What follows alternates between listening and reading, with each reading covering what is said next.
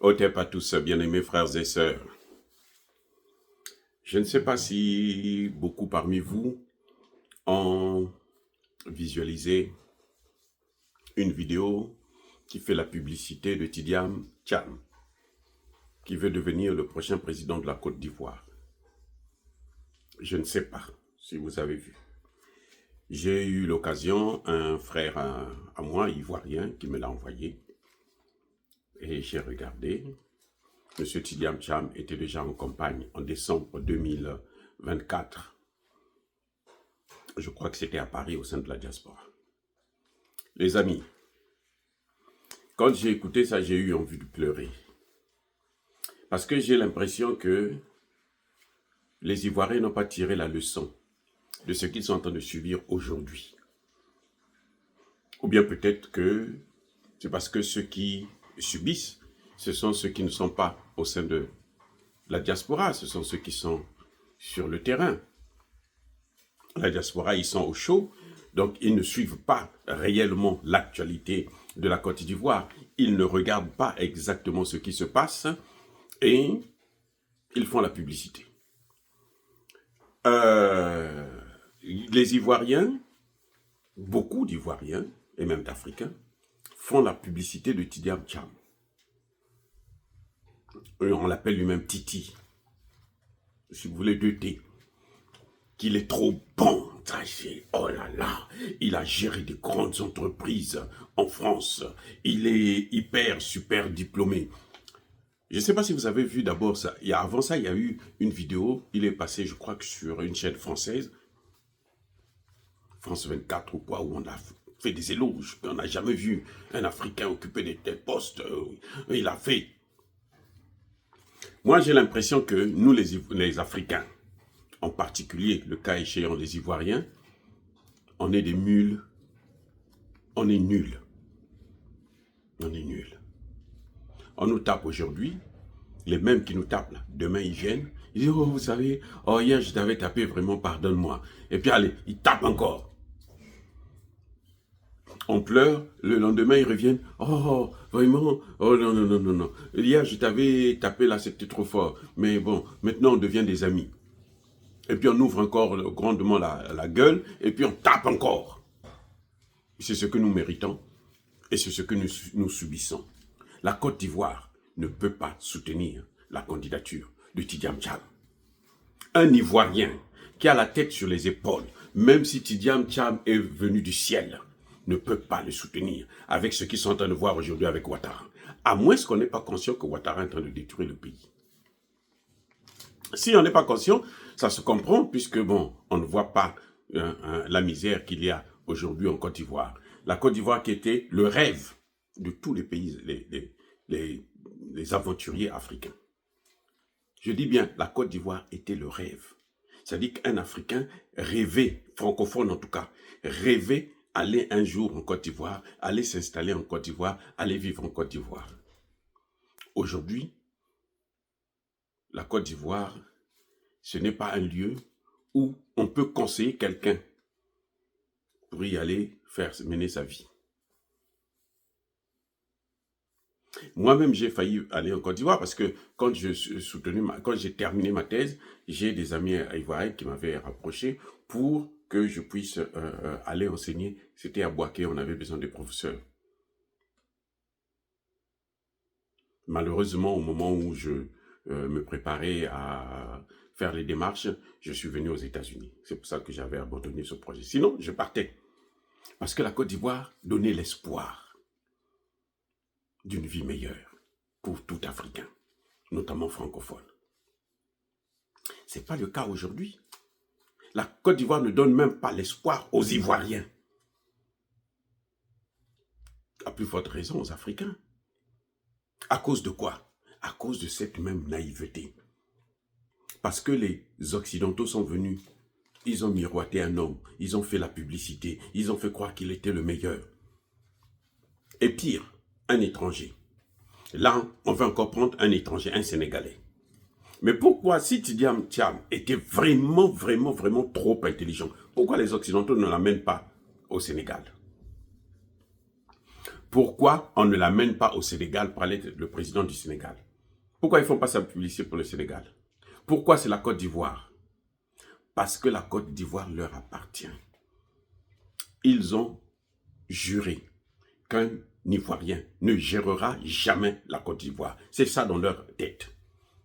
Si Tidiane Cham réussit, s'ils réussissent à l'installer à cause de l'idiotie de certains Ivoiriens, après Tidiane Cham, il y aura un autre étranger qui viendra. En tout cas, ce ne sera pas moi parce que je ne suis pas mondialiste. Je ne suis pas africaniste. Et d'ailleurs, si c'est moi, alors là, il faut vous assurer que tous ces Occidentaux-là, ils vont mettre les mains sur la tête. Les amis, partout là où Tidiane Cham est passé, après lui, ça a été le chaos. C'est ça l'image qu'on ne vous a jamais montrée. Les grandes entreprises qu'il a, oui, il a géré des grandes entreprises, très grandes entreprises même, en Occident. Après lui, ça a été le déluge. Et lui, il avait toujours su comment partir avant. Ah, ça, c'est sa force. Maintenant, quand j'écoute Tidiane Cham, il dit qu'il y a des progrès qui ont été faits en Côte d'Ivoire. Il ne faut pas salir le travail des autres. Donc, en Côte d'Ivoire, il y a eu des progrès. Les amis, qui est sérieux peut me dire que depuis le départ de Gbagbo, il y a eu un progrès. Or, 3 mandats, 4e mandat maintenant, ça c'est le progrès. Oh, les gens qui ont perdu leur maison, c'est ça le progrès. Mais attendez, mais comment les Africains n'arrivent pas à lire entre les lignes comme ça? C'est juste une phrase, hein? Il dit, il y a des progrès qui ont été réalisés. Il ne faut pas salir ces progrès. Il nous amène encore des gros chiffres de la communauté internationale, de la Banque mondiale. La Côte d'Ivoire, c'est le 35e pays par rapport au PIB par tête d'habitants sur 193 pays et 166e par rapport au développement humain. Vous voyez, 166e par rapport au développement humain. Ils nous amènent des gros chiffres là. Ce sont ces gros chiffres-là qui nous ont toujours trompés. Les amis, vous croyez que le paysan là, qui produit le café, le cacao, il connaît ces choses-là? Mais pourquoi il est un grand producteur? Il n'a pas de machine, il n'a rien. Il fait le travail à la main. Et il fait le même résultat que quelqu'un en France, en Belgique, aux États-Unis, qui a des machines, qui a des subventions. Vous me parlez du PIB, de développement humain, de ceci, de cela. Mais ça, ce sont des mots scientifiques qui n'ont aucune valeur dans nos pays. D'ailleurs, même chez eux-mêmes. Regardez comment la France est devenue l'un des pays les plus pauvres de l'Europe. Vous savez que la France est plus endettée que tout le continent africain. L'ensemble du continent africain. La France est plus endettée que l'ensemble du continent africain. Tous les pays africains réunis là, leur dette, ce n'est même pas la moitié de la dette de la France. Je dis bien même pas la moitié. C'est le tiers. Encore, là je suis gentil. Oui, ce n'est même pas le tiers. Puisque la dette de la France est autour de 3 000 milliards. La dette de tout le continent africain, c'est 800 milliards. On n'atteint même pas, donc même pas le tiers. Mais quand même, c'est ce pays-là qui nous donne des leçons. C'est ce pays-là qui nous envoie des gens comme les Tidiane Cham. Il était en France. Il a travaillé dans des grands... Pourquoi il n'a pas développé la France? Pourquoi il n'a pas empêché la France à être endettée? Il était en France. Mais tirons les leçons, les amis. On prend un étranger qui s'appelle Alassane Ouattara, né au Burkina Faso. J'aime bien le Burkina Faso, c'est un pays que j'adore, avec tout ce qui se passe, et j'y suis allé à plusieurs reprises. Mais regardez, on prend un Burkinabé, on amène à la tête de la Côte d'Ivoire. On veut nous faire croire qu'en Côte d'Ivoire, il n'y a pas un seul Ivoirien qui pouvait diriger ce pays-là. Mais pourquoi on va prendre un étranger alors qu'il y a des Ivoiriens qui sont là, qui n'attendent que cette opportunité pour gérer? Le seul qui est ivoirien, qui a voulu gérer différemment Laurent Gbagbo, on sait comment on a fait. toute la communauté internationale, États-Unis, France et autres, ils se sont mis debout pour qu'ils puissent paralyser ce type, pour qu'il ne puisse pas travailler. Alassane Ouattara, qu'ils ont amené dans leur sac, dans leur valise, on le laisse travailler. Et maintenant que Alassane Ouattara est prêt à partir, on est en train de tout faire pour que Tidiane Tcham, qui est sénégalais, qu'il vienne aussi. Mais Tidiane Tcham pouvait bien aller. La situation du Sénégal, ne vous leurrez pas. La situation du Sénégal n'est pas mieux que celle de la Côte d'Ivoire. Non. Elle n'est pas mieux. Le Sénégal n'est pas un pays développé, les amis. Ça ne veut absolument rien dire. Non. C'est peut-être parce que le Sénégal n'a jamais connu la guerre, oui. Parce que les dirigeants sénégalais qui travaillent dans les institutions internationales font tout pour épargner le Sénégal et puis enfoncer les autres pays.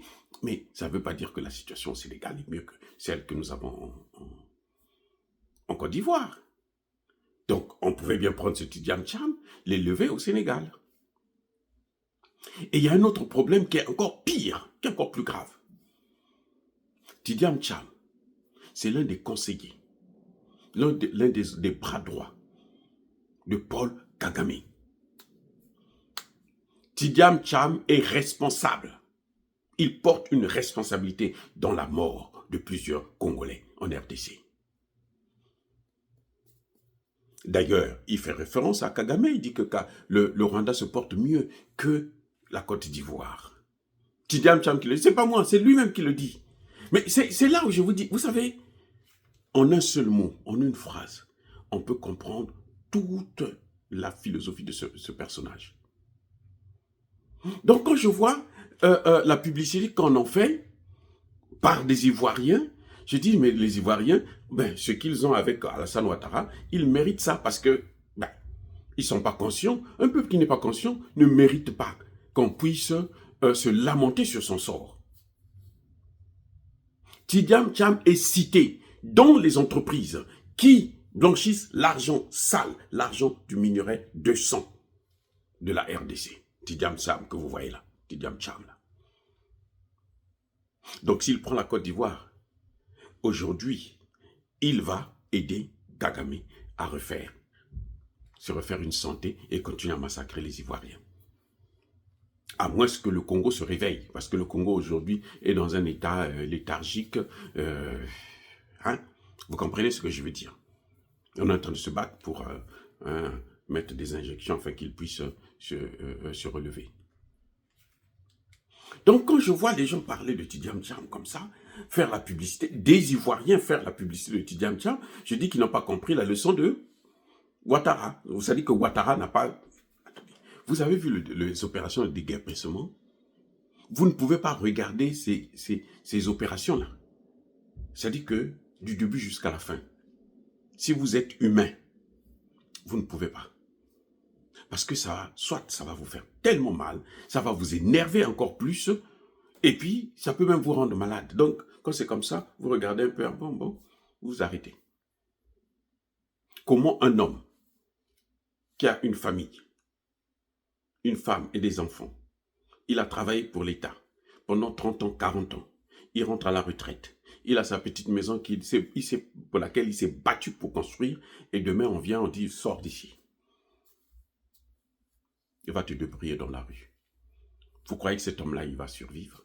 Vous croyez que sa femme va survivre, ses enfants vont survivre? Mais c'est comme... Et qu'est-ce qu'ils vont devenir, les enfants notamment? Ils vont devenir des bébés noirs. Vous voyez, ça dit que des microbes, c'est ça le problème. C'est-à-dire qu'on crée des conditions où la Côte d'Ivoire aujourd'hui n'appartient plus aux Ivoiriens. On prend y compris des parcs, des lieux touristiques, on détruit ça. Parce qu'il ne faut pas qu'il y ait quelque chose qui peut donner aux Ivoiriens l'envie d'être encore Ivoiriens, de vivre en Côte d'Ivoire. On prend tout, la Côte d'Ivoire aujourd'hui appartient aux Marocains, aux Libanais, aux Français. Bien entendu, les Américains, ils se cachent derrière tout ce monde-là. Mais ça n'appartient plus aux Ivoiriens. À cause de quoi? À cause d'un étranger qu'on a fait croire qu'il était très bon. Mais Alassane Ouattara, qui vient de la Banque mondiale, est au-dessus de Tidiane Tcham. Il est donc plus intelligent que Tidiane Tcham. Et surtout qu'il a été directeur général adjoint du FMI. directeur général du département Afrique du FMI. Et c'est pas comparé avec les petites entreprises privées que Tidjane Cham a géré. Donc, quand vous prenez un homme qui était à la Banque mondiale, qui vient échouer lamentablement, qui vient sacrifier le pays, mais lui qui vient là, toujours de la même école, il a reçu la même formation. Vous croyez qu'il viendra pour faire quoi? Pour développer la Côte d'Ivoire? Non, les Ivoiriens doivent prendre maintenant leurs responsabilités. Réveillez-vous quand même. Arrêtez de nous faire honte comme ça, comme si les Africains étaient nuls. Non, nous on n'est pas bêtes. Les Africains ne sont pas bêtes. On veut les rendre bêtes en leur faisant de la publicité des gens qu'ils ont travaillé, formatés pour gérer leurs intérêts et que quiconque veut se mettre à leur travers, on l'élimine. Mais ça ne nous empêche pas de dire que non, celui-là, il se fera pire qu'Alassane Ouattara. C'est simple à comprendre. S'il était avec Kagame, s'il voit qu'Alassane Ouattara a fait des progrès, alors il n'y a plus rien à retenir dans la tête de cet homme. Il n'y a plus rien à retenir. Je dis bien, il n'y a plus rien à retenir. On peut pas, moi je ne peux pas me permettre de débattre pour des choses comme ça. Vous avez l'ancien président de l'Assemblée, Mamadou Koulibaly, qui sont là, des gens sérieux. Vous avez le président Gbagbo qui est là. Vous allez me chercher des Tidjane Cham pour les mettre face à ces gens-là. Et les Ivoiriens, quand même, ils acclament parce que l'homme, le coderme, a dit que non, lui, il est bon. Oui, ou on réfléchit pas. C'est pour ça que, vous voyez, dans la diaspora, là, le fait que il y a beaucoup parmi nous qui ne travaillent pas, qui vivent des aides, des ceci, des cela, dans des magouilles et tout, machin, tout ça là. Donc, quand ils voient ces gens-là, surtout si on leur donne un peu d'argent, ils sont contents. Moi, j'ai vu nos dirigeants, là, quand ils viennent, Congolais, Gabonais, je ne sais pas, les Camerounais aussi, mais en tout cas, les Congolais, les Gabonais, j'ai vu quand ils viennent aux États-Unis, mais les gens vont pour prendre l'argent, surtout à l'époque de Bongo, mais c'était de l'argent coulé. Donc, des gens comme ça, ils n'ont rien compris. Ils ne peuvent rien comprendre. Ils ne peuvent rien comprendre. Et la diaspora, là, à un moment donné, les gens de la diaspora sont pires que nos petits paysans, là. Les gens de la diaspora, là, ils sont pires que nos paysans. Parce que le paysan qui va planter son café, son cacao, il sait quelle est la douleur, le travail physique qu'il est en train de fournir. Et c'est pourquoi il le fait. Alors que celui qui est dans la diaspora au chaud, qui ne connaît pas ce qui se passe sur le terrain, il choisit d'un homme parce qu'il voit sur les médias des Occidentaux. Le paysan, lui, ne regarde pas ça. Les Ivoiriens doivent maintenant prendre leurs responsabilités. Ils doivent être un peu plus sérieux que ça. S'ils veulent qu'on puisse les prendre au sérieux. Il y a des Ivoiriens qui sont capables de gérer la Côte d'Ivoire. On n'est pas obligé d'aller prendre un étranger pour venir gérer la Côte d'Ivoire. Fût-il un Africain. Ça, ce n'est pas le panafricanisme. Si quelqu'un vous dit que c'est ça le panafricanisme, c'est faux. Quelqu'un qui laisse son pays là-bas, il vient dans un autre pays pour venir détruire ce pays, c'est pas ça le panafricanisme. Si c'est ça le panafricanisme, alors moi je ne suis pas un panafricaniste. On pourra gérer à l'étranger quand on sera tous au même pied d'égalité, quand on aura notre indépendance, pas parce que les Occidentaux ont décidé que c'est lui qui doit venir faire ce qu'ils ont choisi de faire, mettre en œuvre un programme que eux, ils ont élaboré. Les amis, soyez bénis, abondamment bénis par le Dieu de Kémite et par nos ancêtres angélisés.